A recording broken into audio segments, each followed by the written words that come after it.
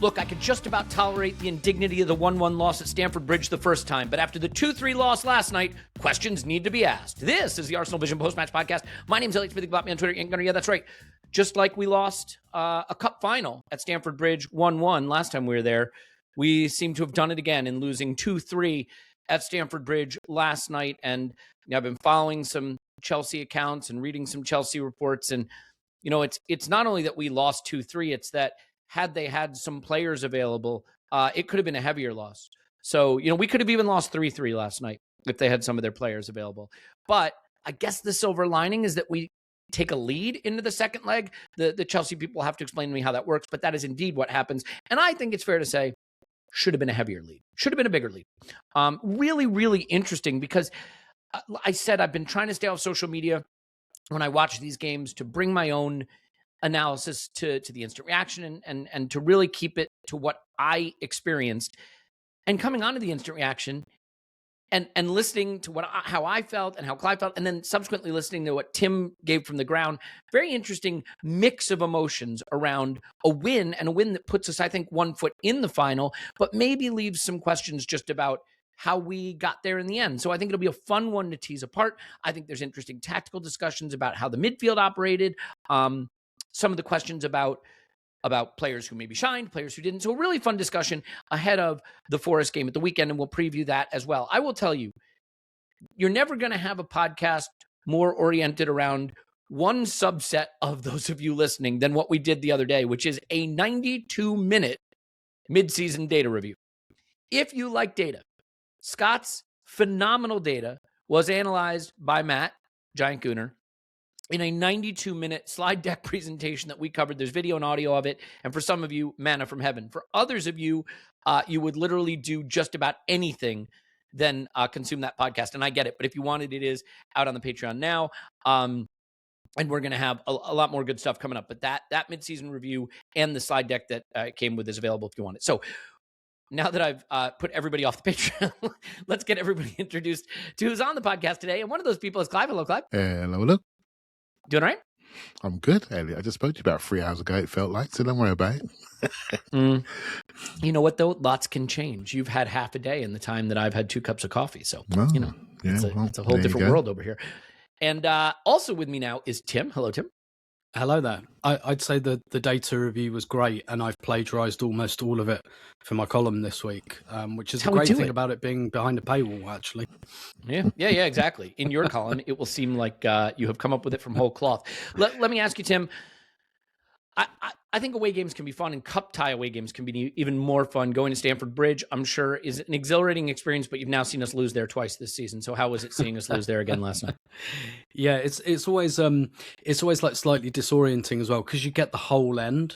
You get, some of the parts where the home fans usually sit, and those of you that can steel yourselves to watch Chelsea score goals at Stamford Bridge in other games, you'll hear that kind of banging noise, and I was right underneath where people make that banging noise, so did plenty of it myself last night, but like different entrances and stuff, and I was in the bit that the home fans are usually in. Funnily enough, it's quite a lot nicer than the away part actually, but yeah, it was quite amusing as well when I listened back to my voice note from the instant reaction. As I'm sure we'll get into, I was severely annoyed actually at the end. I'm still a bit annoyed, to be honest, but like I clearly wasn't like influenced by the crowd around me, because while I'm having a bit of a rant, all you can hear in the background is Wembley, and it's just me like having a moan up into the microphone. But yeah, good time was had by all. Winning at Stamford Bridge, always good. Some good stuff, like some Arsenal fans I think were uncovered in the Chelsea end near us, which some Chelsea fans took exception to. Good chant of "We are the Arsenal, we'll sit where we want." The Thomas Frank is a silver member chant that really caught fire on the night as well. Yeah, really, really good one. And tossing my bad joke about losing twice at Stamford Bridge out the window, the actual data, as posted out on Blue Sky by Urbino, is Mikel Arteta is the first manager to go unbeaten in 8 consecutive away games against Chelsea in all competitions, 1-4, drawn 4, since Arsene Wenger led Arsenal to 9 without defeat at Stamford Bridge between September 1998 and April 2005. Playground. And obviously, Chelsea were very different back then than they are now. Back then, they were sort of a nothing team without a lot of resources, and now they're a nothing team with a lot of resources. So a lot has changed since that time. I guess I'll just ask you, Clive, as a big picture comment before we get into, I think, some interesting lineup chat, some good performances, some less good performances. Where are you on the spectrum of thrilled to have a 1-goal lead going into the second leg, or frustrated not to have made the margin reflect what I think it should have based on how the game played out? Where are you on that spectrum? Yeah, I felt on the instant actually it was a 3-1 game. But actually, rewatching, it was a 4-1 game. That's what it should have been. Yeah. And we didn't get that fourth goal, and they got their second goal. And you can't help but be a bit frustrated. I'm trying to have a word in myself about not getting too deluded and arrogant about moaning about wins, because I did that after Wolves, But we hopefully adult enough to have a discussion about things that are not working quite right. And I thought Tim captured it beautifully last night when he said the words, as a football club, as a team, we need to get more comfortable being comfortable in the league, sort of thing. And I thought that was really, really good. And that frustration is there. I don't think it's a major problem, but we'll find out, right? We'll find out later in the year and the damage it does to us. But overall, I think what it showed me, and looking around on some of the Chelsea stuff today, what it showed me is that basically there is a gap developing between us and them that they can close with a spirited display with their best players on the pitch. It reminds me of the time when we were very superior to Spurs, yet when we played them, the gap was quite tight because they could always bring out a top performance. But we always, most of the time, we won the game. There was a time we used to go to Chelsea and we were that team trying to bring out a top performance. Tim, you're nodding because you were there for all of them. When the Van Persie hat-trick came along, that was like a big day. Remember that day? But we never used to win there. But now we're on the other side, and that gap is growing. And long may it continue. Long may it continue. Yeah, I think also we just have to be realistic that when your identity is as a phenomenal defensive team, and I get that's a weird thing to reference when you've conceded 2 goals. Off the ball team. Elliot, would you say off the ball team, defensive team? Yeah. What I would say is our identity is not as one of the most elite attacking units in world football, and we probably don't have the absolute most elite attacking players in world football. And as a result, no matter how dominant you are, we are probably not going to be a team that emphasizes that dominance through scoring the extra couple of goals like maybe we might have in some of our other more dominant eras. I do think it's always worth at least calling out that this was, roughly speaking, a 2.7 to 0.6 XG game. And just as we've seen tight games like this result in 4 goals for Arsenal, 5 goals for Arsenal, 7 goals for Arsenal against PSV, there are days when something like this happens. And when you choose, by the way, your backup keeper, who is the backup for a reason, sometimes those 0.6 defensive efforts lead to 2 goals for the opposition as well. So one of those kind of nights, and we'll probably talk a little bit about Kepa, although my personal opinion is not much discussion needed based on the fact that, Kepa is not our goalkeeper. And that's just kind of clear why that's the case. I think we can quickly touch on lineup because there's just a couple of things in this that are maybe worth calling out. One is their lineup, which was missing Palmer, James, Caicedo, and some injured defenders. Now, Caicedo, they can't complain about. He was missing because of a ban, which is sort of part and parcel of who he is as a player. Palmer and James have been struggling all season. We're starting to get more fit. You could say, we had some injuries that demanded us to make some changes in the back line. Most notably, Timber moving to left back and Ben White to right back. Otherwise, it's what you'd probably regard as first choice based on fitness right now. Two sort of a part one and part two question to this, which is one, were you surprised at all not to see Myles picked at left back? And 2, were you surprised by how quote unquote first choice this looked or not? I wasn't surprised at all about Timber being at left back. I thought that might happen, to be honest with you. And I understand it, particularly because you've got to look at what the opposition have got, right? And Esteval Willian is a bit of a take on Demon. Unfortunately, he looks very good.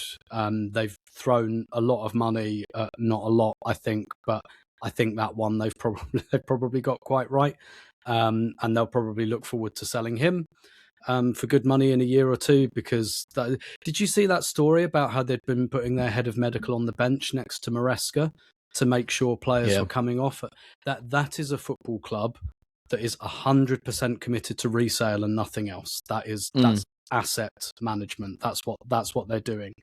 And so Esteban, also a very corporate understanding of how organizations should work, right? Like, we need to be more thoughtful about how we protect the health of our players. So let's put a fitness or a doctor on the coach's bench to advise the manager. Like, that's what you do in a corporate organization, not a football club. Yeah, exactly. But so I wasn't surprised from that aspect, and maybe we thought Cole Palmer was going to play as well, although does he ever play against Arsenal these days? So I got that. I guess my surprise, not necessarily unpleasant surprise, because we'd heard that Saliba and Trossard were doubts.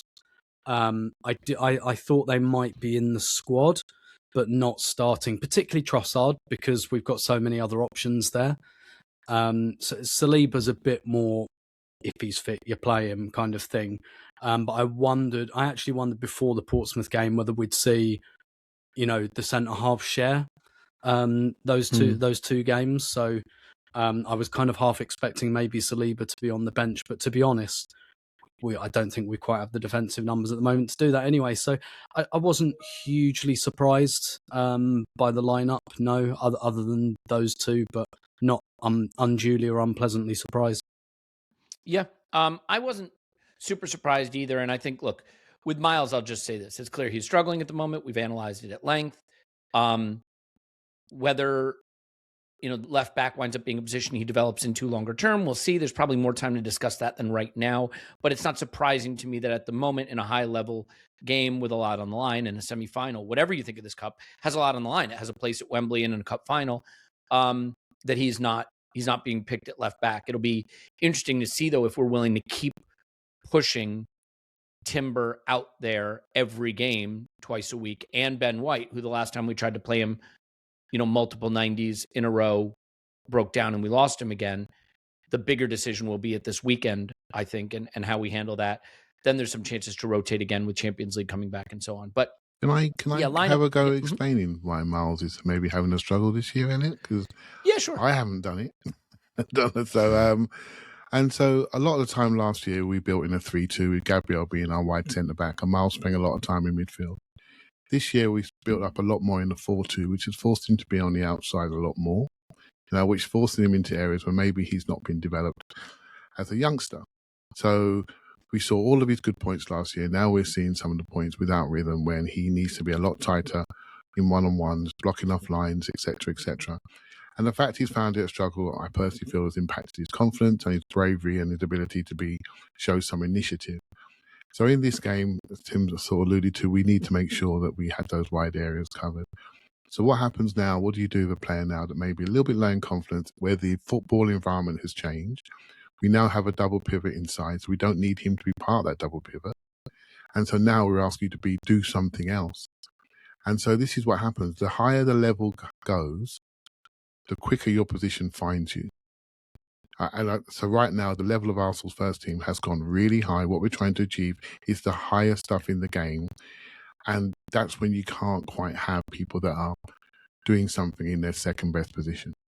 Right? So, and he can do it on occasions. And in the second half at Portsmouth, we went to a 3-2 build-up in the second half, and he was far more effective and had set up one of the goals, etc., etc. So it's about managing the football environment. His environment has changed. And so now we have to either change the environment for him and develop in a different way, or make change in that backline to what we want to do. And that'll be a strategic decision for the club. But I just don't think it's just down to form. It's down to environment as well. Although undoubtedly the form will dip away if you don't feel as confident in your role. Yeah, well explained. And we'll see. There's time to see how that develops. It is the case that there are some very young players who are playing in very prominent sides at a very high level right now, but that's not the only way a career can develop. So we'll just have to see how this one goes over time. Clive, the game gets started and Arsenal do what we do. We get a corner kick and we score from it. And it is such a powerful weapon for us to be able to do this. And given the statistics around our win rate when we score first, these first goals from corners are exceptionally important. I will say having watched City beat Newcastle and the Semenyo goal that was ruled out and the Arsenal goal that was not ruled out, there is a growing groundswell of opposition to VAR, and I can understand it. These VAR checks are getting awfully long. They seem fairly inconsistent. I stay loosely on the side of VAR, and will say that I still think the issue is human and not with the actual fact of having VAR, but that's sort of beside the point. But any thoughts on opening the game that quickly with the set piece and what that does for us and for this game in particular? Well, I love it, mate. I'll take I'll take another 30 games just like that, please. A set piece go in the first 5 or so minutes. It's something that we do, and I think it was a really good at the weekend, Portsmouth. You got a lot more crowd interaction and noise, and you could feel the fear in them when we got a corner, and so and so yeah, it's a weapon that we have, and I think it really translates to Europe a lot. I'll tell you now, I actually think we left a goal on the table in this game. We definitely left one on the table against Liverpool. I think it's sustainable, and I think we can actually do better. What we're doing at the moment, we're putting it into a crowded space. Referees give fouls in those areas. I like the one when Gabriel was sort of the free man. We created space for him to come in and head that one. There are others we do on the near post. We do the crowded back post one. We got a lot of moves now. I sometimes think just vary it with a short corner, just to create space, running lanes to run into, almost create a second phase like we did at Newcastle with the short corner. Rice took it and whipped it in. Marino scored. We got so many options, and yeah, I love it. I absolutely love it. And I think actually it's Tim that sort of said this early in the season about embracing who we are. Embracing this is part of who we are. Don't be ashamed. I think Spurs or someone else said, I won't say on the team, has scored more headed goals from corners than we have. We are not top of the charts per se, and other teams are taking this seriously. And I think this is going to be a direction of football. And why not? You get a chance to put an unpressured ball into a dangerous area, and it's a margin. Why am I going to ignore that? It's just ridiculous to ignore it. So this is where football is. Where we have to be careful of is the time it takes to, as a whole, as a general message, the time it takes for a throw-in, the time it takes for a free kick. Yeah. I think that should be hurried up a little bit more. That's just my football head on, because this is a sport we all want to watch, right?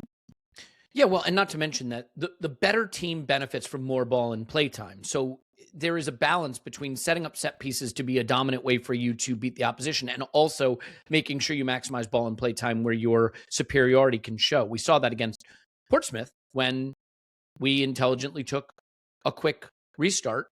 Was it Myles? Myles to Jesus over to Martinelli, right? So we want more of that too. Don't always feel like you have to set up a big set piece. And I will say our corners have been sensational. I am less convinced that the long throws and even the free kicks have been as good. So, we talk about set pieces as they're one thing. I don't think they're just one thing. Tim, the story of the start of this game, though, other than the goal, was Sanchez just, I think, having money on Arsenal is the only way to put it. I mean, he was so ropey. He was so nervy. He was looking to give the ball away, and their ability to play out of the back was so limited. And look, they were playing with a makeshift back line. I get that, other than Gyokeres, really. But they looked very uncomfortable. Our press was very effective. And if anything, you could argue the biggest criticism of the opening maybe 15, 20 minutes was not doing more with the high turnovers we were able to create. The press was really good. I thought it was a really aggressive, high-risk approach from Arsenal. We pushed right up the pitch. You probably would have seen it better than we did on TV in terms of how much we were committing to the press, but it was a very committed press. Mikel spoke about this post-match. Chelsea were leaving some players much higher up the pitch, and so there was space for them to hurt us if they could get through the press. So we were taking that risk, but they weren't getting through the press, and Sanchez in particular looked nervy. So do you lean more to the side of being impressed by our pressurizing, or frustrated by not executing better when we were successful with the press? Both, I think.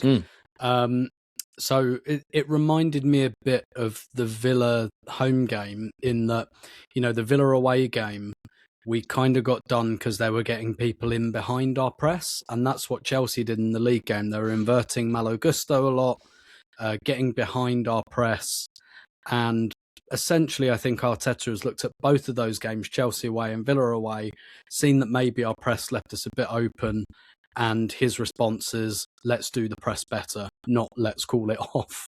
And of course, having Saliba and Gabriel enables you to do that. And it's a conversation we had at the time about teams starting to do this to us. I know, Elliot, you were very much of the opinion that watch that disappear when Saliba and Gabriel come back in. And I think that's largely borne out. So it seemed to me like Arsenal were being brave and saying, right, let's just do this better. You're definitely right that Chelsea had a very kind of makeshift back line. Obviously, they've got a new manager. They're probably doing, new patterns of play and stuff like that. The other thing is Chelsea don't spend money on defenders because they don't sell. And again, 100% of the reason they do anything is to sell players. So they won't spend that much money. To us, mostly. Well, yeah. So they won't spend a lot of money on defenders or a goalkeeper because that's not where the money is in the market. But the other thing was the pitch was awful. I could definitely see, I was kind of in the lower tier on this occasion. I could see the grass was very long. It was very, very kind of muddy. The ball was sticking. And I take it that Chelsea did that pretty intentionally. They've not had a home game for a little while. So, I don't think that grass has seen a mower. Quite ironic given one of Chelsea's anthems is One Man Went to Mow Meadow. I don't think anyone mowed this particularly. It looked like a meadow, to be honest. It looked like a potato field. But, obviously, they kind of got hoisted by their own petard a little bit because they wanted to play out from the back as well. Yeah. And it made things pretty dicey for them doing that. So I think also we have a big physical advantage over them. You can see they're a young team. And I think you can push Chelsea around because of that. Again, very similar to what Clive alluded to earlier. We used to be on the other end of that. We were a good football team, but we could get pushed around. We can push Chelsea around, and I think we did a little bit in that in the first half, especially. And we were attacking the other end, but I still just had the impression we've got them. Let's go and get that second goal. The whole game, my impression was go and get another goal. There's another goal here for us. Clive? I think one man went to mow. That's made me laugh. I think Maybe that's the problem. He went to mow the meadow, so he wasn't available to mow Stamford Bridge pitch. Yeah, he shouldn't have been mowing the meadow. There was a moment when their centre forward, Gay, whatever his name is, he went in with Gabriel, and honestly, mate, it was not a fair match. It was not a fair match. I felt sorry for him. He looked around and said, "What was that? I've been hit by a car." And I said on my thing last night, I said it felt like at some stages felt like an academy team playing an adults team, playing up. So we're going to do pattern play. We're going to do what we do because we're trying to build players for the future. So we're going to play our patterns. We know that you're strong. We know that you're quick, but we're going to do it anyway. And that's what academy coaches do to develop players, technique under pressure. That's what you do. This is a League Cup semi-final, right? So, I had this feeling like what everybody does today that we just want to give them a little bit more of a slap that they deserve because the gap was big enough and we were able to show it. So it's a little bit disappointing, but I like where we are and I liked how serious we took this game, and how we approached it, and yeah, I like that. So that's the feeling I'm holding on to, Elliot. So look, let's be honest. The second half of this game was a heck of a lot of fun. I think we had over 2 expected goals. It was more open. The first half felt kind of like an Arsenal game. We scored a goal from a set piece, and then the game was very low incident from there for most of the first half. I mean, when they tried to give us the ball, we tried to do stuff with it. But otherwise, I felt that this was a first half where we lacked, I think, clear incision with our play through midfield. And it continues to be the case that the midfield is an area of focus and interest, I think, as we develop roles and partnerships and understandings. Obviously on the right-hand side, you had Ben White. And by the way, just a quick note to, be thankful for Ben White scoring the goal and wonderful to have him back in the team contributing at a high level again. And, a player that everybody obviously in the team really cares about and everybody who supports the team really cares about. And it's great to see him back there. And Mikel spoke well about him after the match. So great to have that. But from a midfield standpoint, Clive, I'll stay with you for a second.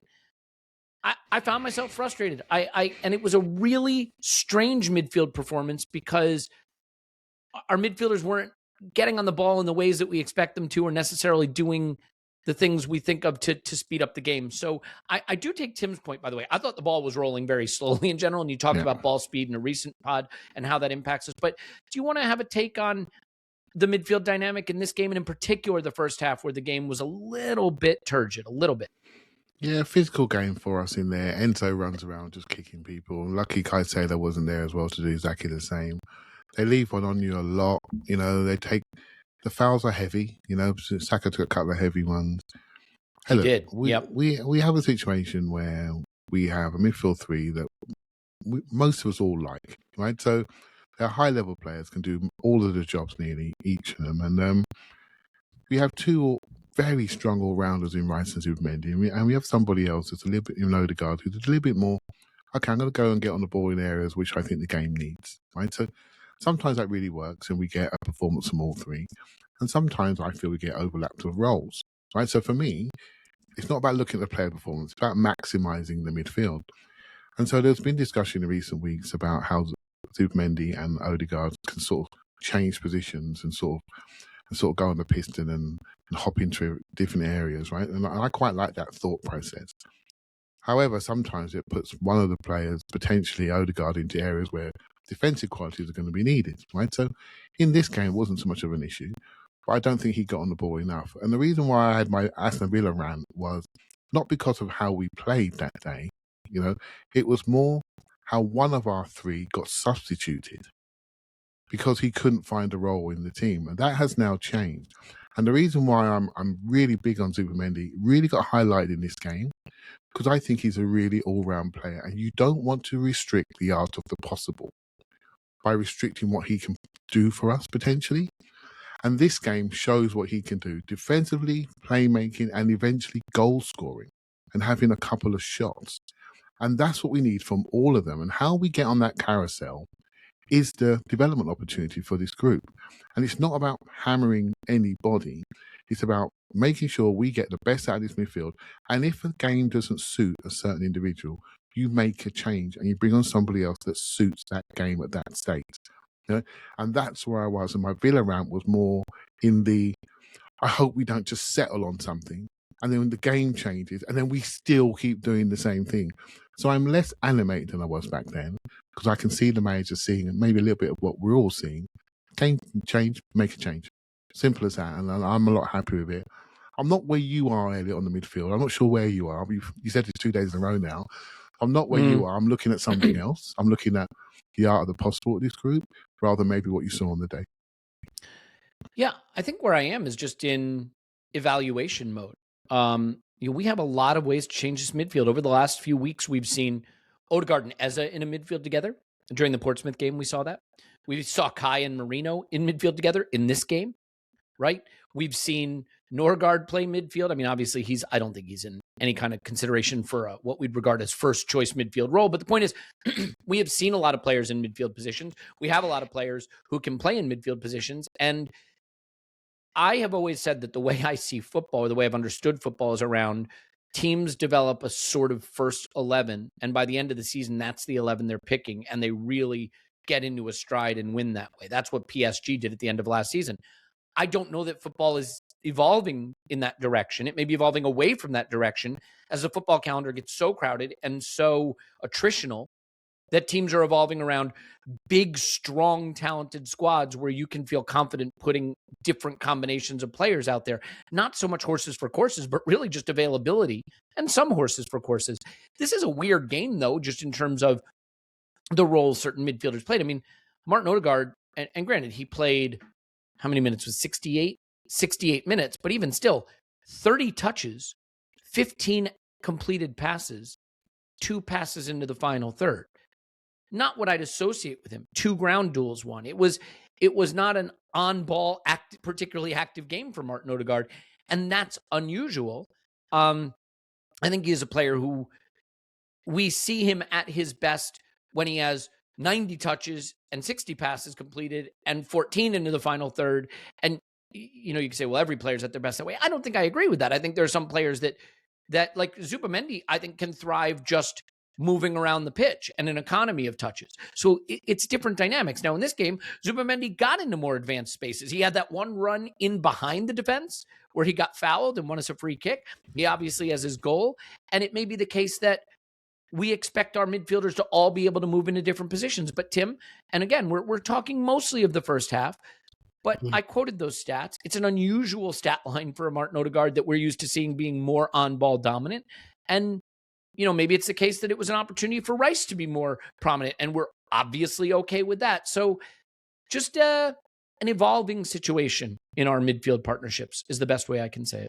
Yeah, definitely. And I kind of think that's why we're sticking with it at the moment. James Benge has written a good piece this afternoon about Zubimendi, like getting into more forward areas, scoring more goals recently. And Arteta had talked about that and talked about unlocking him. And obviously the kind of the beauty of Odegaard is because he kind of does play everywhere. That kind of lends itself to fluidity. You want to give him the ball between the centre-backs, that's no problem. Give it to him in crowd scenes, not really a big problem either. If you want him a bit further forward, like he really is quite an all-rounder. And so, that's the thing about the midfield three. They're all pretty good all-rounders that you can use in all phases of play. And that's probably the thing that's kind of, at least temporarily, done for Eze, because I don't think he is that player.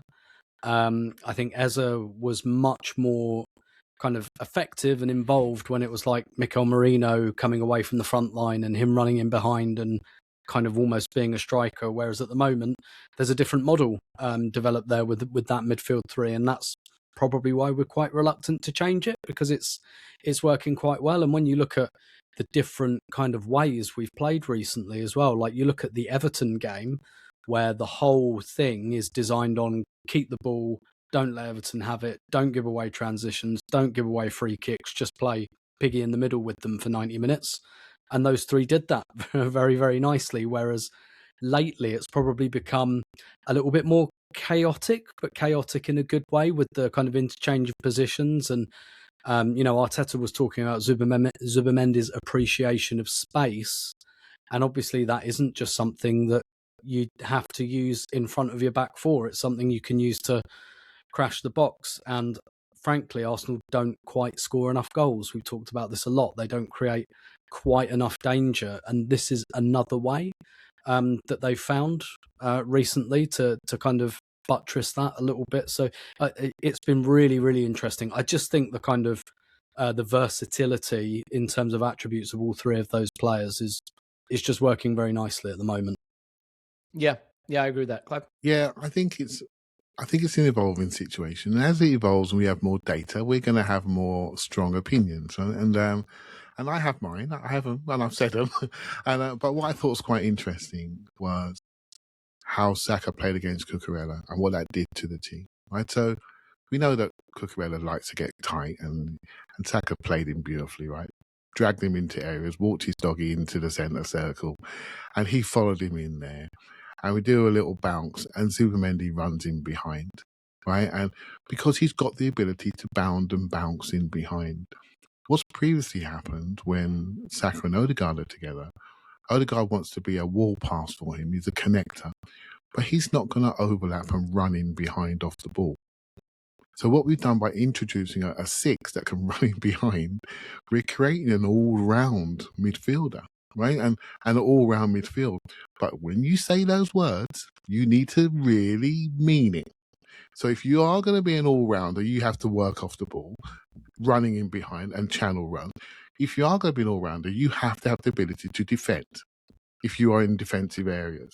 And so that, for me, there's work to do. There's balance to be discovered. Right, so, but I'm okay. I'm absolutely fine at the moment because people are allowing each other to coexist with each other. But I'm all about what's next, and we have room to improve in this space. Yeah, and look, it is the case that Arsenal, not in every game, but I think in a lot of games this season, have been a little bit cautious and slow starting in first halves and have been able to turn it on in second halves. And that's one of the benefits of a big squad too, is you can bring on fresh players in the second half who are far more elite than the players the opposition can bring on, and the talent mismatch shows up. And Tim, I fully connect to your frustration that we didn't make this a bigger margin. But if you look at it in the cold light of day, Marino should score. He's very unlucky. Mm-hmm. That is a phenomenal save, but it is just a random stab of the foot and it catches his toe. It's a perfect volley. Gabriel Magalhaes should score from that corner. That is a layup for him. That isn't a lack of seriousness or attempts to score from Arsenal. We attempted to score. We created chances. Gabriel Jesus, he just goes a little too early with his run, or we have a penalty. These are chances to make it 4, 5, 6. Their goals, they come almost entirely from what I regard as keeper errors. So while I get the frustration that the scoreline isn't more, and I think there should be frustration, I think it is a bit of bad fortune and bad luck and bad execution in front of goal more than it is not pushing to get that margin. You know what I mean, Tim? And I do want to get on individuals, but I just want to get your take on that, because if I look at the second half in the cold light of day now with the emotion having drained out a bit, first of all, Chelsea are still a very good team. It's not like they can't be threatening, but they tried to threaten more. I think we did leverage that into more chances and more clear openings. And I can just think of a number of times, not that we weren't pushing. It wasn't like we sat back and then just let them batter us and didn't try to make it 4 or 5 or 6. Mm-hmm. We tried to make it 4 or 5 or 6. And a combination of us not quite getting the goals and them getting, I think, 2 goals that never should happen if you're starting your first choice keeper. That's what decided it, maybe more than any wrong approach. Do you think that there's some merit to that line of thinking?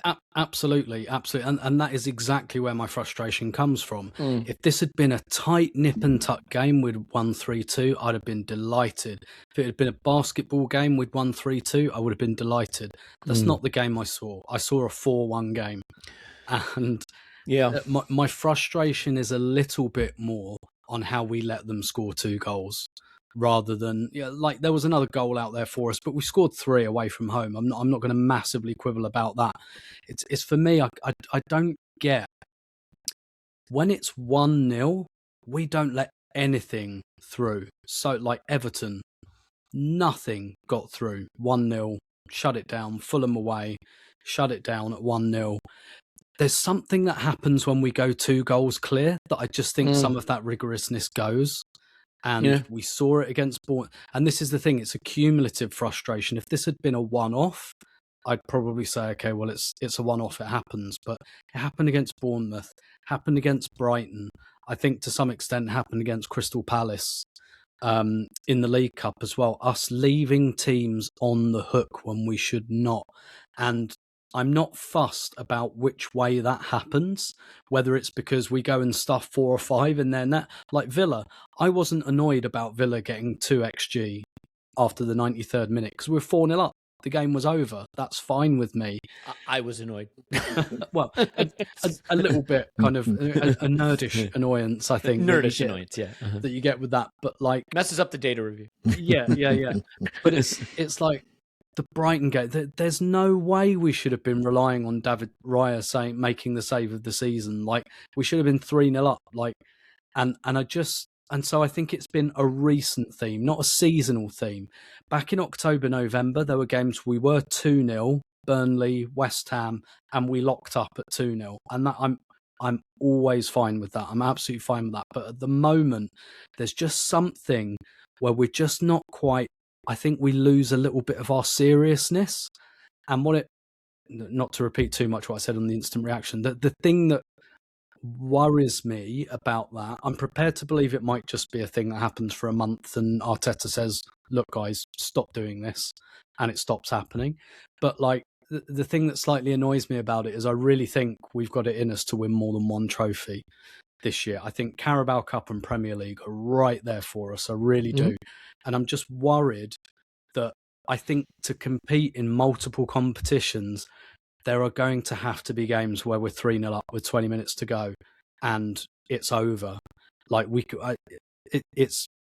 I worry a little bit about the second leg because it's in the balance when it shouldn't be, but it's more like cumulatively over the season. If every game is a fight until the 96th minute, I worry that that's going to upend some very lofty ambitions that we have, and I think we're right to have those ambitions. Is based on having high standards because of how highly I rate this team and how highly I rated that performance. I think we went to Stamford Bridge and we clobbered them. I think we Yep. absolutely dominated them Yep. from minute 1 to minute 90. They had about 4 good minutes in the game, and there's just no way that should be 3-2. Yeah. And look, I think it is sort of fair to say, though, we scored 3 versus Chelsea, 4 versus Portsmouth, 3 versus Bournemouth, 4 versus Villa. Like, the clean sheets have gone.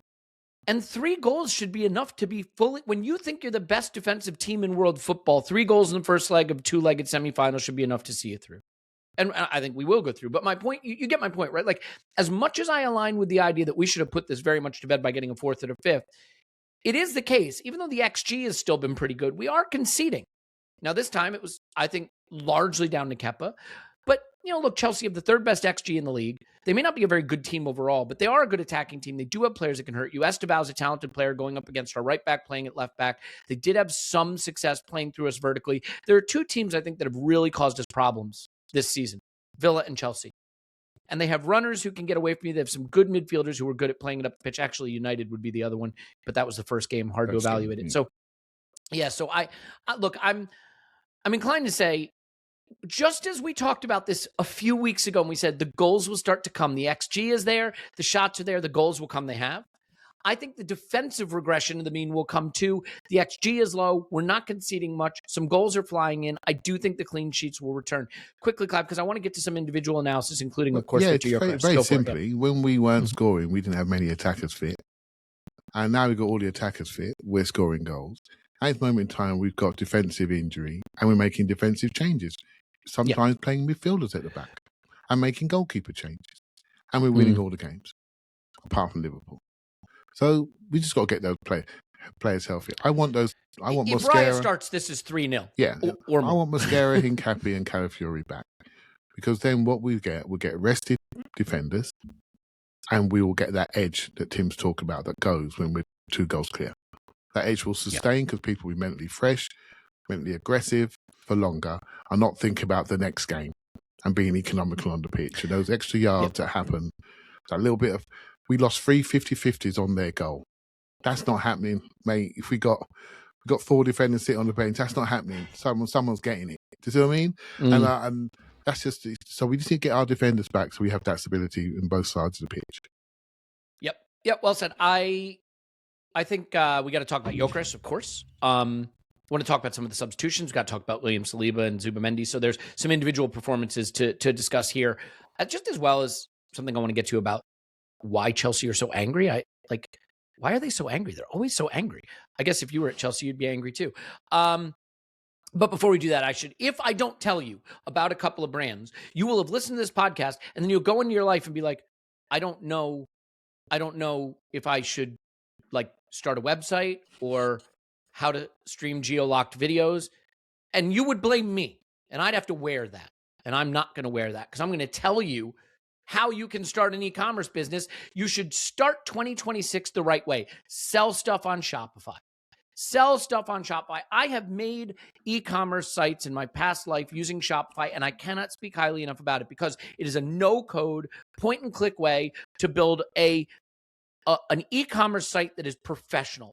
Realize Shopify is the backbone of Fortune 500 company websites. When you go to some of the biggest websites on the planet that you buy products from, Shopify is the power behind it. But it's simplified so that all you do is you describe your product, you upload some pictures, you set a price. They help you with things like cart optimization. A good website should guide people to add things to their cart, should help people find the right products. You should be able to sell on the TikTok shop or the Instagram shop or the Facebook shop. It does those integrations. It handles the shipping and tax stuff. So all you need to know is what you're an expert in. And you can reach millions of people all over the world with a professional looking website and do it with ease. In 2026, stop waiting and start selling with Shopify. Sign up for a $1 per month trial and start selling today at shopify.com/ArsenalVision. Go to shopify.com/ArsenalVision. That's shopify.com/ArsenalVision. Hear your first cha-ching this new year with Shopify by your side. And when you have someone send you a link and they say, this is the single funniest football video that has ever been sent, it is whoever's managing Manchester United now doing something ridiculous and you need to watch it. And you click and it says not available in your area. I don't want you to ever see that message ever again. I want you to obliterate that message for all eternity. I want you to watch the football that's blacked out. I want you to watch the TV shows that aren't available in your country. I want you to watch the stuff you want to watch. I also want you to just be a happy and joyful person in general. But these are other things that I want for you. And the way you do it is in NordVPN. You take this app, you put it on your phone, you put it on your tablet, you put it on your computer, you click, you say, I want to browse here. And now the internet thinks you are there. Look, the internet is very, very dumb. Okay? It just is. But you are smart. And so you use Nord to make the internet think you're somewhere else. You can watch whatever you want. You can download TV shows. You can sign up for streaming services that are cheaper in other places. And you can do it with a click. And they have really high speed, which is important. And they have threat protection, which is important because as football consumers, we sometimes are on dodgy websites. So nordvpn.com/ArsenalVision, you will get 30-day money-back guarantee. You will get a huge discount on your Nord plan and 4 bonus months on top. That's like, if you do the math, and I'm not great at it, I think that's a third of a year. Because 4 goes into 12 3 times. I know this. I have a 10-year-old who does division now. 4 goes into 12 3 times. You get the idea. NordVPN.com/ArsenalVision. NordVPN.com/ArsenalVision. NordVPN.com/ArsenalVision. Is that Indeed. Nailed it. Clive. Victor Gyokeres got a goal and an assist in this game. And it's nice to see. It's really nice to see. And I think when you're desperate to see a player start to produce more involvement and end product, you can go over the top. I don't think this was a scintillating performance, but I think it was what we want to see. Involvement, influence, end product. It was a really nice step in the right direction. I do want to ask you one question before we get to his overall performance. Yep. Before the goal he scores, Bukayo Saka breaks in off the right. He gets the ball. He's got it on his right foot. Gyokeres is making the exact run we want him to make, similar to his goal that Eza set up from, I can't remember what game that was. Tim probably does. Forest. How ironic. Right. Was it Leeds? Well, I'm saying was it the Forest game where Eza gets it from the left? Is it Forest and then cuts it across to in front of the goal? You might be right about just that. After half time, because I was walking down the steps. He did score against Leeds, but yes. He did, but he did his Leeds goal was more of a solo type. It was Calafiori over the top. Yes. So, moral of the story is, Saka doesn't play it. Instead, he cuts it back. He gets his head down. He gives it to White. He gets it back, and then eventually White plays a cross that goes to Gyokeres, and Gyokeres is first to the ball, and he taps him. But when Saka doesn't play that ball across, Gyokeres makes a visible sign of frustration, which, by the way, I'd expect any good striker to do when you are busting your ass to get across the defensive line and in front of goal. I think the ball should go across there, but it results in a goal, and who cares? But there's analysis seeping in about whether players want to give the ball to Gyokeres or have been reluctant to give the ball to Gyokeres. I want to be clear. A, I don't think players in the heat of a moment of a big game are thinking, well, I'm not going to pass to that guy. I just don't think that's real. I don't think that happened. B, I think Mikel Arteta, who watches these guys in training every day and understands their relationships, wouldn't be picking a guy that players don't want to pass to. Like, I think none of it makes sense. But I do wonder if maybe it's having a target man striker for the first time, for example, a guy who runs in, is impacting players' understandings, and that Saka making a right-footed cross into the box in that way first time might just not be something that he's as instinctively going to do after growing up at Arsenal with Jesus and Kai and guys like that. So there's a lot here. But before we get to Gyokeres' great performance, can you just give me your thoughts on that moment, on the not getting it to Gyokeres in that 1A striker position that he's taking up? Well, it's a talking point. I mean, I think it is a fair talking point because you need to stay off the interwebs, mate. Because we've seen Saka cross with his right foot about 1 million times. I'm not saying he can't do it, but he didn't. He ripped his flipping hamstring at Palace doing the right footed cross. Right, he done it for England as well. So I think at the time in this particular scenario, Saka was in dual mode with Cucurella, and I don't mind him doing that. I won't see that man embarrassed on any football pitch. And he had his head down. He didn't play the ball in. And then sometimes that happens. It happens all the time. The trust thing, sometimes on the pitch, when a player's in a bit of a rocky moment and not showing the right body language to receive it, sometimes players turn away and just go somewhere else to somebody that's on it a bit more. That happens on the pitch, and some players have a connection, just a natural connection. You can't explain it. They have that connection. They understand how people are going to move, and they're already playing the pass before it even comes. Right? So, and Gyokeres has still got to build those relationships with many players in this team. He hasn't really got it with Odegaard. Hasn't really got it. He got it with Trossard, I'd say. And seems like he's got it with Ben White. Shall I say? Based on the small evidence that we've seen, But this team has tried to play to him early. They've tried over the season. We're a lot more direct than we have been in any other season, shall we say. So yeah, I'm not worried about it at all, really. I think it's good. I think it's good that he's standing up for himself and it's now out there. I want the ball across the box, mate. Put it in there. And you know what? There's two sides to that coin. If I put the ball in that box, you better be there. Because last week, there were screenshots of balls coming in the box where he was 3 yards away. So this is a deal, right? This is our contract we're going to have. Then, mate, be on your toes and be where flashing across the defender and flashing to the near post so you can have those side foots. Because I'll put the ball in there for you. So I think it's good. It's healthy tension, if there is any at all. And if the healthy tension is a centre forward running in between the sticks, mate, I take that all day. Because that means we're already in a good place on the pitch. So I want more of this because we're all desperate for May, right? And the barrier to success. There's a few of them. And one of them potentially is scoring when we need to. So let's work this through, shall we? Let's work this through and hopefully we're going to get a better player out of it. Yep, agreed. I'm going to come back to you on Gyokeres, so we'll stay on this for a minute, but I'll go to Tim for a second. And one thing I do just want to say, and Tim, I congratulate you and the away fans, the Gyokeres song went up a lot in this game before he had scored. There was great vocal support for him, and I just think for a striker going through a goal drought, maybe he doesn't strike me as someone who's ever low on confidence, but maybe wanting to know that the fans are still behind him. Online can be noisy. You don't know how much players are aware of what's happening online or aren't aware, but they could definitely hear their name being sung in the ground. And I thought it was great to hear his song go up. It is a game where he's on the score sheet, both as a goal scorer himself and as an assister. And while I don't think the goal is stunning, it's exactly what you want. Your center forward standing basically at the goal line, having beaten the defenders there to get it in the net. And we've often bemoaned not having strikers in that position. So let's give him credit for being there. I think it's lovely interplay for the Zubimendi goal, and he's very central to that. He had another nice little run into the box where he shot and it was deflected just wide. This was a more active game from him. He moved around the pitch, I think, in a way that was encouraging. And let's face it, our press was effective against a very nervy backline of Chelsea, and he was important in that. This was a game where he got to stay on for a while, and I think he continued to influence the game as it wore on, and that's something we've talked about. Gyokeres being substituted like 58 minutes when he's a player that I think can still be impactful in later stages of games. It's also the first time we've seen him play in a while where he had a weekend off, so he was on full rest. And I think that makes a difference for a player like him. So all good things directionally for Gyokeres. How impressed and important was this for you? Yeah, I think what he's done here is he's won his place in the team on Saturday, for sure. I think if it dropped another 3 or 4 out of 10, it might have been, can we get a start out of Jesus? Is Havertz ready to start? Could we do Marino up front? I think those conversations would be happening if he had another anonymous game. He didn't. I liked the second he got that shot off quite early where he turned in the box and he was kind of surrounded and he turned and he had the shot off his left foot as well. I thought, okay, yeah, this looks a lot better.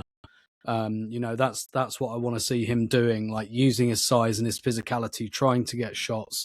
It looked different. You know what I mean? When you just see someone, you think, okay. I still have a question about him with home games.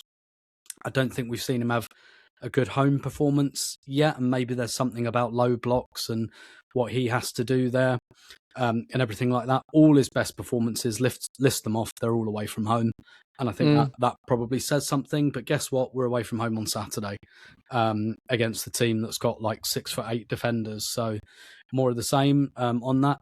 His goal and his assist, exactly what we bought him for, exactly what I envisaged.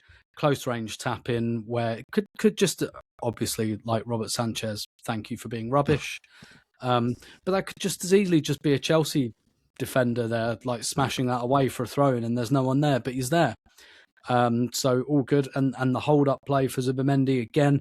That's one of the things I've been a bit frustrated about not seeing enough from him. I got really frustrated with him in the Liverpool game where we were struggling to get out and we started to go long and he was too deep and he was nowhere to be seen. He wasn't posting up. So that hold up play, he's definitely got the physicality, I think, to do that.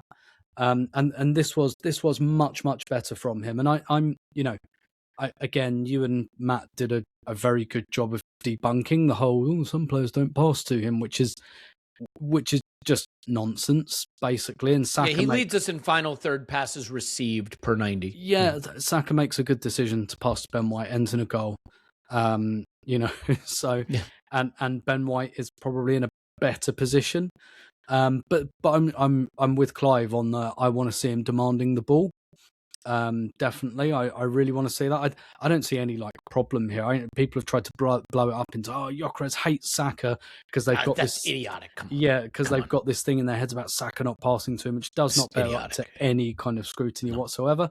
But I also think what Clive said is right, and stuck this in my column going out later. But we haven't seen him develop a partnership with anyone yet, and that has to change. Hopefully it will. But I think Jamie Redknapp on Sky, to be fair, when I first saw the title of the clip about, Arsenal's wide players not passing to him, I thought, oh God, now this has found its way onto Sky. But to be fair, what Jamie Redknapp was saying was because we have two inverted wingers, we do more cutbacks than low balls across the box. And in terms of partnerships, again, the conversation you and Matt had, and I'm with Matt on, I can still see Madueke on our left wing, and that is a partnership I could see. I can see that vision, as it were. We haven't really seen it yet, but I can see a left wing. Well, because that cross would be on a stronger left foot, right? Exactly. If he's on the left, yeah. Exactly. On his stronger side, going to the byline, getting the ball across on his natural side. I can see that still happening.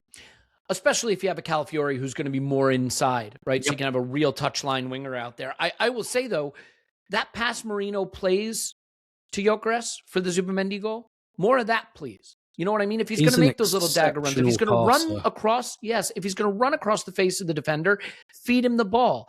I want to get to a couple other players, but Clive, I promised I'd come back to you, and I am coming back to you here. Okay. Your thoughts on the overall performance? Yeah, I mean, on that Marino pass, Marino's a little bit more. I'm doing it in 2 touches. And so once he receives it, he's looking for a run immediately. And so the runner's thinking, I better run. Because Marino's not Odegaard, who doesn't need, he can do it in 5 touches if he wants to, because his manipulation of the ball is really, really good, right? Marino's a little bit more straight. You can read him. When you can read a player, you can move, right? So comes back to developing relationships. Trossard does a little thing, gets on the left-hand side, he stops, he starts, and then he looks up.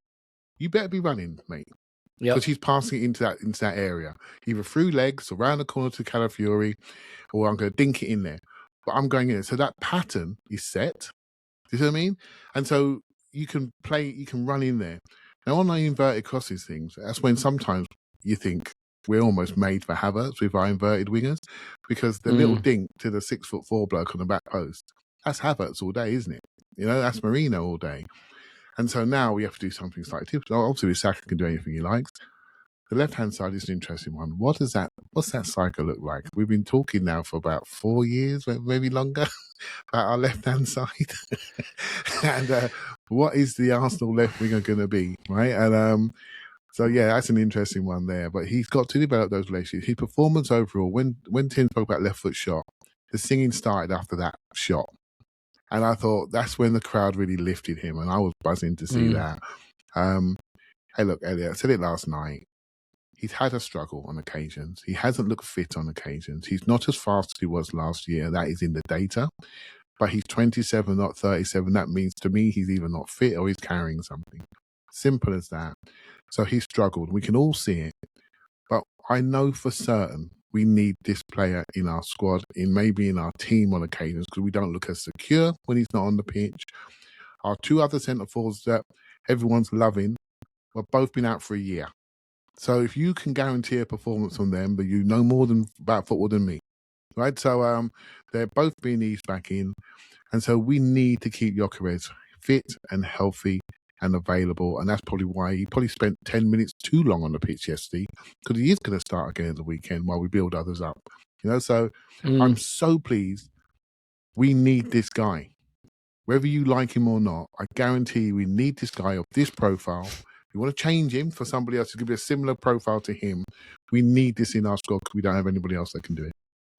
Yeah, it's a really good sign. And I do just have to say, Marino, que jugador. Is that how you say it? What a player. And I owe him an apology. The old Shaquille O'Neal. I apologize. I was not familiar with your game. You come from Spain. You're a midfielder. I've got you in a box in my head. You're going to just sit there and have clean touches deep in midfield, nice progressive passes, elegant technique. He's just not that guy. To your point, Clive, if he has to do it in 3 or more touches, I think he looks terrible, honestly. He's the opposite of Odegaard, who can manipulate the ball. He can't manipulate the ball, but you know what he can do? Stunning shit in 1 and 2 touches. His first touch, when it's a shot, is as good as anybody in our team. And his second touch, when it's a pass in behind, is brilliant. He is a sensational footballer who can be dropped into a position and give you a 7 out of 10, but he can give you a 10 out of 10. And he can do the things that change football matches, provide a pre-assist like this one or a goal. He's very, very, very unlucky not to get a goal. That volley, who in our team strikes that volley that cleanly? I mean, it's just, he just always makes incredible clean contact. But Clive, I'll stay with you for a minute. I want to talk about our twinkle-toed playmaker a little bit because I think it's an important conversation to have. Which one? Saliba. Okay. Yeah. Against Liverpool, Saliba was basically our 10. And in this game, he felt that he had to be again. This was the game that makes you realize Saliba is just a Rolls Royce because defensively fine, you can't get past him. But he was dribbling guys in midfield. He was dropping shoulders and running past them. He drops a shoulder in midfield, plays a through ball in Saka. And if Badiashile doesn't take Saka out, that's a clear goal. Yeah. And honestly, if it's 1 yard further, it's either a penalty or a red card. He has the shot from the right channel that just lands on the roof of the net. Against Chelsea, he had probably our best pass to create our most dangerous move. Chelsea against Liverpool in the 0-0. He is being given more responsibility on the ball, and he can certainly handle it. He's got the classic nice feet for a big man. He plays on the ball like he's 5'7", but off the ball, he's a colossus. I was just so impressed by him in this game, Clive. Yeah, he's growing up, isn't he? He's him and Gabriel have decided it's time to win some trophies, and he's growing up. Can I give you the quote? Go ahead, he said on his own social post, "I'm tired to finish the season without nothing in my pockets." Yeah, that's what he said. Yeah. He wants trophies. If them two decide we're not going to concede a goal in the game, then we're not going to concede a goal in the game, and that's how good they are. I think what's really impressed me is that when Gabriel was out before, people have picked on Saliba to say he's a bit shaky without his partner, but I thought when Gabriel was out recently, I thought he really took the load. He really took it on and really shown, and became the leader back there. And Mikel quite rightly gave him a day at home on the settee at the weekend to say, that's your reward for carrying us in the last bit of time. And Gabriel then now got to take up those minutes, right? So that's why I'm worried about them two, really. We want to make sure we can take minutes off both of them. But yeah, he stepped up, Elliot, hasn't he? He stepped up, and he's now an adult. And watching some of those Chelsea defenders that are quite talented, but they look young, didn't they? Nice athletes, move around the pitch well, making bad decisions, being pressed off the ball, losing their picture, just not good enough yet. Haven't got enough minutes on the pitch yet. And Saliba got those rusty minutes out on loan. Came into our team. Since he's come into our team, this team has been in the top 2 ever since. Right? So he's been that generational and life-changing for all of us, right? So a brilliant player. We look a much better team. You look at what Rossini was doing with their back line yesterday, playing the ball out. Mate, what are you doing giving the ball to Fofana and them? They can't look after it. They can't look after the ball. We are so blessed that when he gets the ball, our attacks start. And we think anything can happen from a positive direction. And so, yeah, brilliant signing, brilliant player. And we got him for 5 years. Fantastic. Yeah, I love him. And the way he celebrates goals, his enthusiasm on the pitch, he's delightful. The partnership with Gabriel, the friendship they have, delightful. Love him. Tim, when Mikel Arteta really rates you, his compliments always come with a demand for more. When he rates you, when he really rates you, the way he talks about a Declan Rice, for example, what else can you do? What more can you do? It's a pushing. Listen to what he says about Martin Zubimendi. Well, I think when we talk about Zubi, it's what else can he do? He can do whatever he wants. It's a bit similar to Declan's qualities. We just have to keep unlocking that in his system, in his brain, because he's so good at occupying different spaces, carrying the ball, dribbling, winning duels, and he has a talent when he gets in the final set and into the box. He's so composed. He sees the picture very clearly. The picture actually is clear sometimes. I know the parts of the pitch and what he's done today. I think it's phenomenal, not only the goal, but the performance as well. This is a player that I think there's more to come from. And in a sense, I think we overlook what a stunning acquisition this was this summer because it's an acquisition we were aware of as early as the January window of 2025. But the 6 is one of those really hard positions to solve. A lot of teams just can't solve it. We went many years, I think, where we struggled to solve it. He has come in. He looks like he's been here forever. And in a very dynamic midfield where players are asked not just to be in one position, but all positions, he looks comfortable. The physical step up to the Premier League hasn't bothered him. And the way he takes his goal, I mean, I'm glad Gyokeres gets an assist there, but that's on the edge of an assist because the extra touch, beats the man, beats him again, finds the back of the net. It's a beautiful goal, and it's just part of a beautiful performance overall. Yeah, definitely. If you look back at the goal as well, he fools Martinelli as well. If you see like Martinelli jumps like someone's just shot at his feet on that feint, which I think might have helped put the defenders off as well. Yeah, absolutely. He's just capable of quite a lot more than the options we had there before in Partey and Jorginho, who kind of have to sit there in front of the back four and they can distribute and stuff like that. He can do a lot more than that. And it just almost looks to me, again, going back to the discussion we were having about this kind of very fluid midfield where everyone does a bit of everything, that looks very deliberate to me. It kind of looks a bit like Arteta's looked at this and thought, is Declan Rice a 6? Is he an 8? He's kind of all of them in one. He gets forward as well. Is Odegaard 8, 10, 6? He's all of those things. So maybe it just makes sense to have another guy who's all of those things as well. So you've got kind of 3 guys who are really in tune with one another, who've got the athleticism to get all over the pitch, who make good decisions about when to go and when to stay. And, you know, like, again, it's just another example of how people have got this Arsenal team really wrong in terms of how they defend and why they're so good out of possession. It's not because they're sitting there in a deep block. Like, they push right up and all 3 midfielders are going forward in different phases of play. So, you know, there isn't really like a dedicated, like, number 6, which I think a lot of teams are kind of moving more towards that model now of like swapping the pivot and being less predictable and all of that, particularly when it comes to picking the ball up off the centre-backs. And the other thing Zubimendi does a lot, if you ever want to know where the opposition centre is going or where the corner is going or where the long throw is going, just look at where Zubimendi is standing, because we sit him in that back line a lot as well because he wins headers. Like, you know, really only Merino, I think, rivals him for that. And Gabriel, like, every time the opposition has centre, I look at where he's standing and it's like, yep, they're going to go long into that corner and we're standing Zubimendi there to win it. So, like, he's often like a third centre-back as well. And, you know, we're able to kind of split the centre-backs. It's something else we've been doing a lot recently, like in terms of our exits, the centre-backs are really on the corners of the 18-yard area and getting out that way, and Zubimendi is kind of standing between them. It's just all of our other signings have kind of felt like trimming, as it were.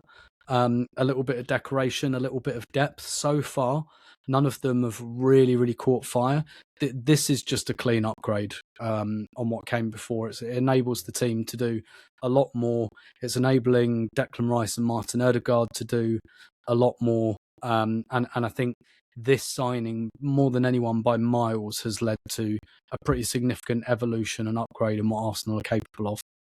Yeah, well said. Clive, if you're right, I just want to kind of start to wrap on this game so we can do real quick bit on the Forest game. And one last thing I wanted to talk about is just the late substitution, Kai and Jesus coming on, and we wound up having Kai and Merino at the 8s.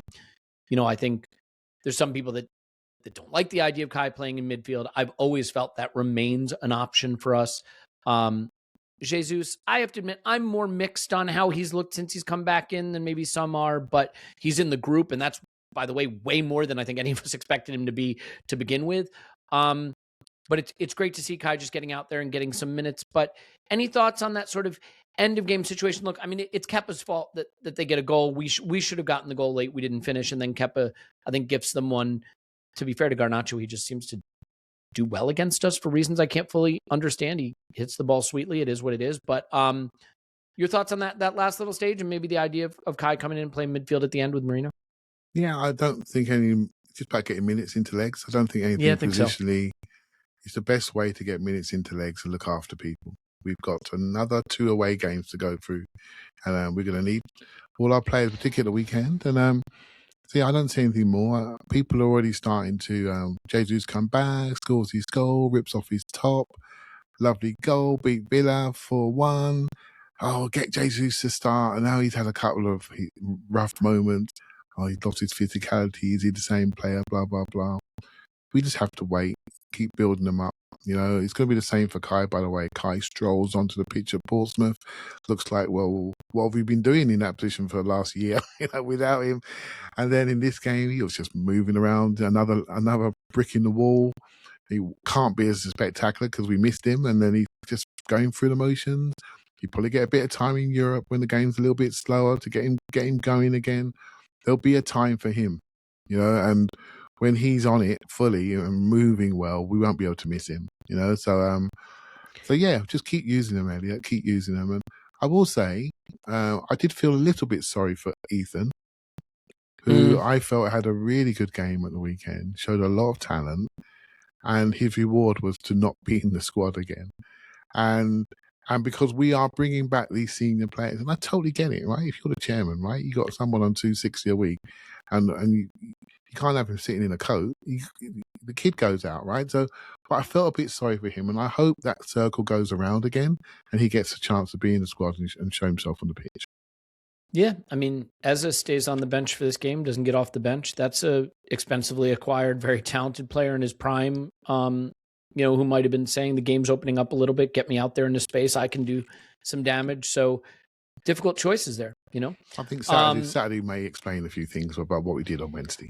Yeah, well, that's where I want to go next. One last thing, though. There's a flashpoint at full time, a bit of a fight. Enzo and Zubimendi just smiling in his face, which honestly, if you're angry and someone's smiling in your face, like that's only gonna rattle you further. These are just a very emotional lot, Clive. Like Chelsea have been on the wrong side of emotional for a while now. It'd be interesting to see if that changes under Rosenior, but like it certainly hasn't already.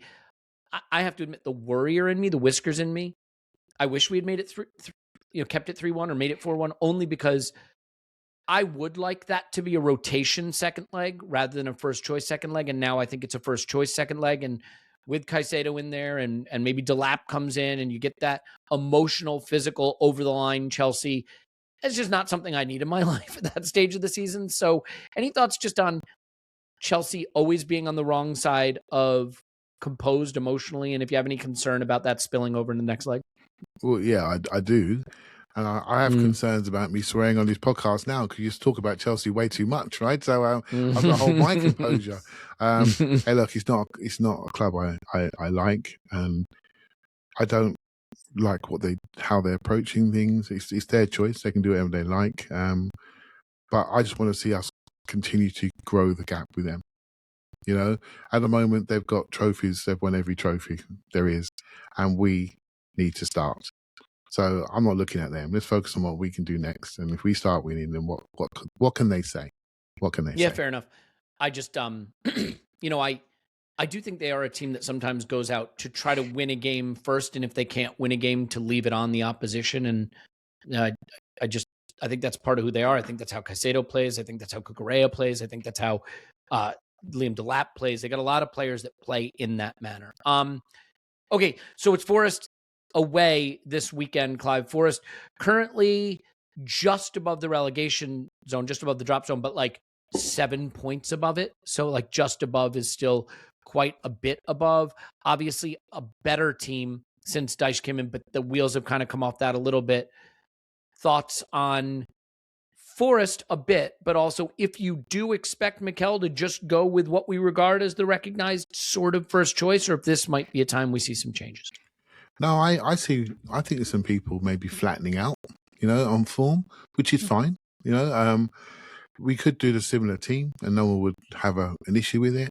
But I saw Saka play the full 90 yesterday. Was that right? And I often feel maybe there's potential to add a freshness of Noni in the game. They kept Noni off the pitch at Chelsea to not create any angst, shall we say, because he seems to be unpopular, some of the Chelsea players in the crowd. And so keep him there quiet. But I would say, yeah, come on, get into the Forest game. Let's start fast and maybe overfeed him in this game. I would like to see Eze as well. Trossard's had a couple of steady games. He's still a good player. What I find interesting, funny enough, we talk about Eze not being able to defend on that left-hand side. There was a time we sat here and we would all prefer Martinelli to play because Trossard couldn't defend, and he's got it now. And no one thinks that anymore because he's so diligent on both sides of the ball. And it'll come to Eze as well. And I would like to see him get some minutes because I don't want him lost to the group, And so, yeah, I see a couple of changes potentially in those wide areas just to start the game and see how we go. And I'd like to see it. I want to see another face, to the team, right? So that's how I see it. Forest, Sean Dyche, it's going to be strong, right? They're going to be a strong team. But when I say strong, that's not correct. I take that back. I watched them play against West Ham. They were crap. But they got their win and they got their 7-point gap, which means now they can go at this game properly and don't really care what happens because they're not fighting Arsenal, right? So for any position. So they got the win they needed and they can prepare and target the games thereafter. But they're going to be free-spirited and quite quick and aggressive, so we just need to match them, take control of the game, get the first couple of goals and see them off. Yeah, granted, it's Saturday, Thursday, but it's easy to forget that Forest are in Europe and they play Braga. Braga away on Thursday. Now, I have to admit, thankfully, I am not up on the Europa League standings. So let me take a quick peek at where Forest are. And Nottingham Forest are currently qualified to go through to the next round and have a chance to break into the top 8 if they can beat Braga. So with a small squad and a squad that almost certainly can't go down, but almost certainly can't go anywhere good, it wouldn't surprise me if they have a little bit of an eye on that Thursday game as the more important one, and certainly might have an eye on it if we can get a lead and they start making business decisions around that fixture. I mean, look, if I were a Forest fan, I wouldn't be thinking, gosh, we need the 3 points against Arsenal because the drop is not really beckoning. I'd be thinking, we need the 3 points against Braga. Let's try to win a European trophy. We've seen West Ham win a European trophy, right? Europa League's a major tournament compared to the conference. It's a major tournament, and Forest have a chance to be in the later rounds of it. That's pretty special to them, and they have a pretty good European history, obviously, having won the European Cup, but not in recent memory. So I think there might be a little bit of that. And Tim, I think this is a big moment for Mikel in a way, because, all right, you committed to building a big, talented squad. This is a Wednesday, Saturday situation. Mm-hmm. This is a team we should beat away, but there's so much riding on every game this season. City will have played before us, and assuming they dispatch United, which they almost certainly will, they will have closed the gap to 3 points. Can he find the resolve to make some changes, to bring in an Eze, to bring in a Nani, to make a few little tweaks? Or is it going to just be back to the group that I think he has the most trust in? Because when push comes to shove, this is just me saying this. I don't know this. Just me saying this. I think Mikel has a smaller, tighter group of trust than maybe is acknowledged. I mean, I could see Marino coming in. I think he's in the circle of trust, right? But the others, I'm not as sure. What about you? Yeah. I think in this game, I think we're more likely to see some of that rotation in the Inter game, i.e. players like Madueke, 100%. Eze coming in. We've rested the big guns for Portsmouth. I imagine the thinking was, we'll put them out for Chelsea, we'll put them out for Forest, we'll hold some of them back for Inter, and then we go again against Man United, and then we've got that Kairat game, like there's some opportunities coming up for a bit of that rotation. I think the other thing about Forest is they've got a lot of explosiveness on the counter. Players like Amari Hutchinson, Callum Hudson-Odoi, Morgan Gibbs-White, they can break on you very, very quickly. And in Igor Jesus as well, they've got that kind of, they're really good kind of Chris Wood replacement, that player they can go long to, post up to and get out. So I think we're going to have to pick the guys that do the business out of possession. So I suspect we'll see Martinelli start instead of Trossard, just to give Trossard, a bit of a break, as it were. Yeah, maybe Merino could come into one of the three midfield spots. I still tend to think we'll see the midfield three. I think we'll see Gyokeres. I think we'll see Saka. I think the back four, I think we'll see Timber again, because they play Amari Hutchinson on that right-hand side, and it's slightly similar to Chelsea. They leave their wingers quite high. And so I think we'll probably look to Timber again to manage that, and then take him out maybe for Inter and play Lewis Skelly in that game. So I just think we've given ourselves the room is the Champions League. And we've kind of I don't think for 1 minute we'll make like 11 changes and treat it like the Carabao Cup third round, like whatsoever. But we've given ourselves a little bit of liberty in that Inter game in particular. And I think we should use it. And so I think that's what will happen. Realistically, the lowest we can fall in the Champions League is to second. And first and second are functionally the same thing. They avoid each other until the final, and you have home leg, second leg, all the way through to the final. So first and second are functionally the same, except for the seeding, which hard to predict which is better. Second might even be better. But functionally, the furthest we can fall is second. And realistically, even if we lose to Inter, if you assume we're going to beat Kairat, we likely can't fall out of first. So the Inter game is, look, Mikel's not going to want to go lose at Inter, of course. But he's got a big, strong, powerful squad. He can rotate for that game and take whatever outcome we get from it. The upshot, obviously, being if we beat Inter, he can literally play the U12s for Kairat Almaty. It won't matter. And I do think we may see something like that, to be fair. So, okay, I think we knock it on the head there. We will have an instant reaction on Saturday, of course. Clive will be joining for that, which we're very happy about. And we'll have main pod next week, main pod instant reaction Monday, Tuesday. Phil will be covering both of those. So we'll have probably two of the best pods we've done all season, Monday and Tuesday. You won't want to miss that. For now, I will say thank you to Clive. Thanks, Clive. Thank you very much. Thanks, Tim. My pleasure as always. Thanks, everybody. We love you so much for being here and for being a part of the community, the conversation, and what is trending towards a special season where hopefully William Saliba will have a lot in his pocket at the end of the season, not just attacking players, but trophies as well. We love you, and we will talk to you after Arsenal 10, 4-0.